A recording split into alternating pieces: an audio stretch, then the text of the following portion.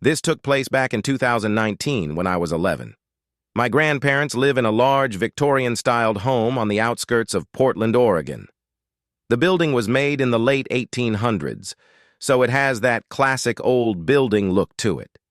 Me and my family go down there occasionally from our home up near Bellingham, Washington, and in early September of that year, my family decided that they wanted to pay my grandparents a visit. I was excited to see my grandparents, but not so much to go to the house. Up until that point, nothing out of the ordinary had happened in that house. The only thing it did was creep me out, especially if I was alone. The first day we were there, nothing out of the ordinary happened. My grandparents and I did our annual game of Clue, a murder mystery board game. We enjoyed dinner, and that was basically it. But little did I know when I went to sleep that night that tomorrow would be anything but ordinary. When I got up the next day, I was excited because I was a die-hard Seahawks fan, and today was going to be their first game of the season. Outside, it was warm and muggy, so in my room, which was one of the two rooms on the third floor, I had the window open with the fan on to let all of the hot air out. Later that day, my dad came up to my room and said that he and everyone else was going to go on a walk. I acknowledged him by nodding, glued to the Seahawks game that was on my tablet screen. He then left and shut the door behind him. What happens next still terrifies me to this day. About 10 minutes later, I heard what I thought to be my mom yelling from downstairs. Somewhat annoyed, I stood up and turned the fan off next to the window to listen if my mom was actually calling me or if my mind was playing tricks on me. Then I heard it again. My mom was definitely calling my name. I opened the door, frustrated I was missing part of the game, and yelled an annoyed, "Yeah!"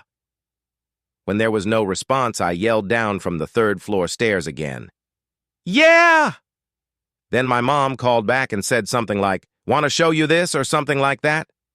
I couldn't really make out what she was saying. Annoyed but not wanting to ignore my mom, I hurried down the stairs onto the second floor. "Where are you?" I called, genuinely not knowing where she was. "Here," she said. It sounded like it was coming from the first floor. But something was off. Her voice sounded very muffled and weird. I played it off as me just being paranoid, so I walked down to the first floor, now getting a little scared. "Mom?" I said. No reply.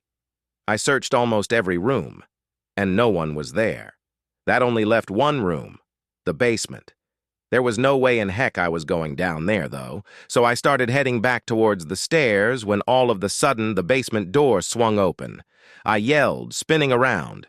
No one was there. Then I heard footsteps walking down the basement stairs. Someone was definitely there. I then heard my mom say again, "Here!" in that same weird, muffled voice. I got chills down my spine. Something definitely wasn't right. I turned and ran as fast as I could up the stairs and onto the second floor. I ran across the kitchen to the narrow staircase that lead up to the third floor. Then I stopped dead in my tracks, paralyzed with fear. At the top of the staircase was a shadow-like person without a face, saying in my mother's voice, "Here." I screamed at the top of my lungs and practically threw myself down the stairs and out the front door.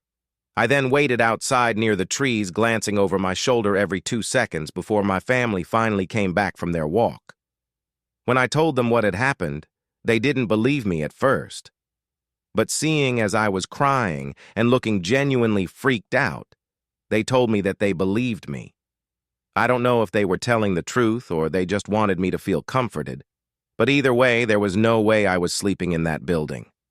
After about 10 minutes of reasoning with them, I decided I would be more comfortable if I slept with my parents that night. This incident still haunts me to this day. I rarely ever sleep in a room alone in that house anymore.